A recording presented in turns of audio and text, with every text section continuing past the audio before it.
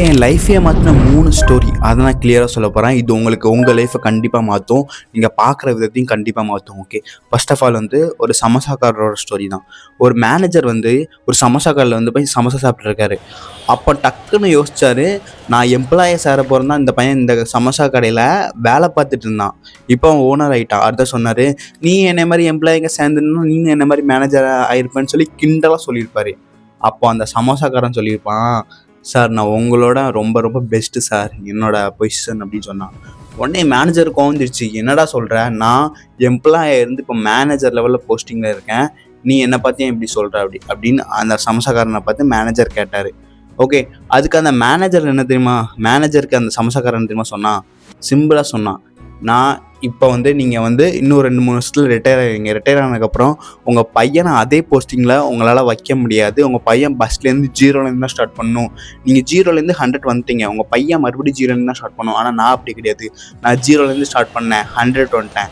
ஆனால் என் பையனுக்கு அந்த 100 கொடுத்தா 100லேருந்து ஸ்டார்ட் பண்ணுவான். ஸோ இது அப்படியே இன்க்ரீஸ் ஆகிட்டே தான் இருக்கும். ஸோ என் பையன் மறுபடியும் கஷ்டப்படணும் அவசியம் இல்லை. ஆனால் உங்களால் அப்படி கிடையாது. எனக்கு ஜென்ரேஷன் வெல்த் கிரியேட் ஆகும், உங்களுக்கு அப்படி கிடையாது. ஸோ நம்ம 2 பேருமே சேம் இல்லை அப்படி. ஓகே, அதுக்கப்புறம் தான் மேனேஜர் யோசித்தான், அவன் அவனுக்கு ப்ரொமோஷன் வந்திருக்கு. ஓகே, அவன் டேலண்ட்டை வச்சு ப்ரொமோஷன் வந்திருக்கு.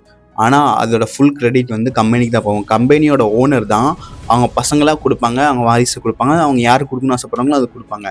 ஸோ இது ஜென்ரேஷன் வெல்த் ஓனர்ஸ்க்கு தான் அதிகமாக கிடைக்கும் கம்பேர்ட் டு ஒரு எம்ப்ளாயி. ஸோ எம்ப்ளாயி இருக்கிறதுல பெரிய விஷயம் இல்லை, அதில் ஓனர்ஷிப் இருக்கணும், அதுதான் ரொம்ப ரொம்ப முக்கியம். அதே மாதிரி ஈக்விட்டியும் ரொம்ப ரொம்ப முக்கியம். ஈக்விட்டினா ஒரு பங்கு, நீங்கள் வேலை பார்க்குற இடத்துல உங்களுக்கு பங்கு இருந்தால் நீங்கள் நல்ல வேலை பார்ப்பீங்க, அது அதோட வேலை பொட்டன்ஷியல் கூடும், உங்களோட வெல்த்தும் கூடும். ஸோ அதனால் வெல்த்தியாக யோசிங்க. ஓகே, இது ஃபஸ்ட்டு ஸ்டோரி. 2வது ஸ்டோரி, இது ஒரு பழைய ஸ்டோரி தான், ஆனால் எனக்கு ரொம்ப ரொம்ப இன்ஸ்பைரிங்கான ஸ்டோரி. ஓகே, ஒரு மிகப்பெரிய இன்டர்வியூவில் ஒரு என்டர்பிரனர்கிட்ட ஒரு கொஸ்டின் கேட்காரு, ஒரு பத்திரிக்கையாளர் கேட்காரு, நீங்கள் நல்ல சம்பளம் குடிக்கிறீங்க, ஆனால் சனி ஞாயிறு ஏன் லீவ் குடிக்கிறீங்க, ஒரு நாள் கூட லீவ் கொடுத்தா ஓகே தான் சொல்லி அப்படி கேட்டிருக்காங்க. அதுக்கு அந்த என்டர்பிரனர் என்ன தெரியுமா சொன்னார், அது ஃபுல்லாகவே ஷாக்கிங். ஓகே, அவர் ரெஸ்ட் கொடுக்கணும், வேலை பார்த்துருக்காங்க, ரெஸ்ட் கொடுக்கணும், ஸோ அவங்களுக்கு மைண்ட் ஃப்ரெஷ்ஷாக இருக்கும், அப்போ தான் ப்ரொடக்டிவிட்டி கூடும், அந்த மாதிரி எதுவும் சொல்ல. ஆக்சுவலாக அவர் ஓப்பனாகவே சொல்லிட்டாரு, இந்த ஒர்க்கர்ஸ் தான் என்னோடய கன்சியூமர், இவங்க 5 நாள் வேலை பார்க்குறத 2 நாள் செலவு பண்ணுவாங்க, அந்த செலவு அது பண்ணுற ப்ராடக்ட் தான் நாங்கள் பண்ணிக்கிட்டு இருக்கோம். ஸோ அது மறுபடியும் எனக்கே ஒரு இன்வெஸ்ட்மெண்ட் ஆகும், இவங்களே ப்ராடக்ட் பண்ணுவாங்க, இவங்களே வாங்குவாங்க, இவங்களே ஒர்க் பண்ணுவாங்க. ஸோ இதனால என்னோட ப்ராஃபிட் கூடிக்கிட்டே இருக்கும், ஸோ இதனால் என்னோடய பொட்டன்ஷியல் கூடிக்கிட்டே இருக்கும் அப்படின்னு கிளியர் கட்டாக ஓப்பனாகவே சொல்லிட்டார். இது ஃபுல்லாகவே மைண்ட் ஓப்பன் ஆகிடுச்சு. சைனார் லீவ் கொடுக்காங்க, ரெஸ்ட் கொடுக்கணும்னு நினைக்கிறாங்க, அப்படின்னு தான் நிறைய பேர் நினச்சிட்டு இருக்காங்க. ஆனால் இதில் ஒரு சிச்சுவேஷன் இருக்குது, நம்ம சனி ஞாயிறுலாம் அதிகமாக செலவு பண்ணணும். நான் இப்போ ரீசெண்டாக நான் செக் பண்ணேன், என் பேலன்ஸை பார்க்க போகிறோம், சனி ஞாயிறு லீவ் விட்டுற அன்றைக்கி அதிகமாக செலவு பண்ணுற மாதிரி இருக்கும். ரெஸ்டாரண்ட்லேயும் சரி அதிகமாக கூட்டம் இருக்கும் லீவ் டைமில். ஓகே, கம்பேர் டு நான் வீக் டேஸில். ஓகே, இதுலேருந்து கிளியராகவே தெரியுது அவங்க என்டர்பிரனரோட மைண்ட் செட் எப்படி ஒர்க் ஆகுதுன்னு பாருங்கள். இது ஒரு ரேட் ரேஸ் மாதிரி, நம்ம இதில் வெளியே வரணும்னு பிளான் பண்ணுங்கள். ஸோ இது ஒரு சைக்கிள். ஓகே, இந்த சைக்கிள் எப்படி எஸ்கேப் பண்ண பாருங்கள். அதில் ரேட் ரேஸ்லன்னு ஒரு புக்கில் தான் இந்த ஸ்டோரி சொன்னாங்க. ஆக்சுவலாக இது உண்மை, இது ஆக்சுவலாக இப்படி யாருமே உண்மையாக சொன்னதில்லை. எனக்கு இந்த ஸ்டோரி ரொம்ப ரொம்ப பிடிச்சிருந்துச்சு, ஸோ தான் ஷேர் பண்ணேன். 3வது ஸ்டோரி. ஓகே, இப்போ நான் அதிகமாக யூஸ் பண்ணுறது யூடியூப் தான் அதிகமாக யூஸ் பண்ணுறேங்க. ஓகே, இப்போ யூடியூப், கூகுள், ஜெமினி எல்லாத்தோட சிஓ யார் தெரியுமா, சுந்தர் பிச்சை. அவரோட ஏஜ் 52 ஏஜ். ஓகே, அவரோட நெட்வொர்த் $1.6 பில்லியன் கிட்டே இருக்குதுன்னு சொல்கிறாங்க இப்போ. ஓகே, அவரோட ஜேர்னி பார்த்தீங்களா, எவ்வளோ ஸ்டார்டிங்கில் சென்னையில் வேலை பார்த்து படிப்படியாக 52 வயசில் $1.6 பில்லியன் வரைக்கும் பண்ணியிருக்காரு. அவர் சிஇஓ, இருக்கிறதுலே பெரிய போஸ்டிங் கூகுளில், ஆல்ஃபாபெட்டில் பெரிய போஸ்டிங், அதில் சிஇஓவாக இருக்குது அவர் 1. ஆனால் அதே சமயம் ஒரு யூடியூபர், ஓகே, அவர் தான் மிஸ்டர் பீஸ்ட். அவரோட நெட்வொர்த் $2.6 பில்லியன். ஓகே, அப்படியே கொஞ்சம் டபுள்னு வச்சுக்கணும், டபுள். ஆனால் அவரோட ஏஜ் எவ்வளோ தெரியுமா, 52னா மிஸ்டர் பீஸ்டோட ஏஜ் வெறும் 27 தான்.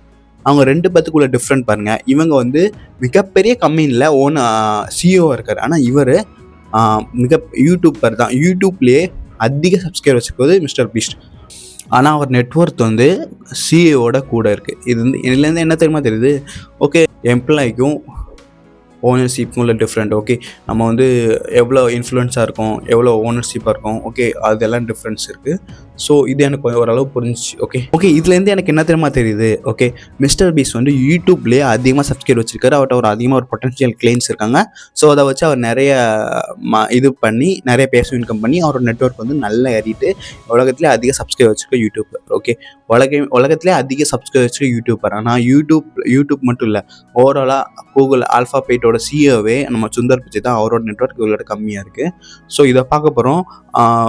நமக்கு எது ஃபேர், எது நம்ம வெல்த்தை கிரியேட் பண்ணணும் உங்களுக்கு கிளியர் கட்டாக தெரியும். ஓகே, அதே மாதிரி நான் பேசிக் ஆஃப் ஸ்டாக் மார்க்கெட்னு சும்மா ஒரு வீடியோ போட்டிருக்கேன், அது கொஞ்சம் பாருங்கள். ஃபுல்லாகவே பேசிக் இல்லை, பேசிக்கு கீழே தான். இது வந்து ஒரு அண்டர்ஸ்டாண்டிங், நம்ம ஒய் இன்வெஸ்ட் ஸ்டாக்ஸ், இது ஒரு அண்டர்ஸ்டாண்டிங்கை பற்றி நான் சொல்கிற வீடியோ தான். Okay okay net worth matters.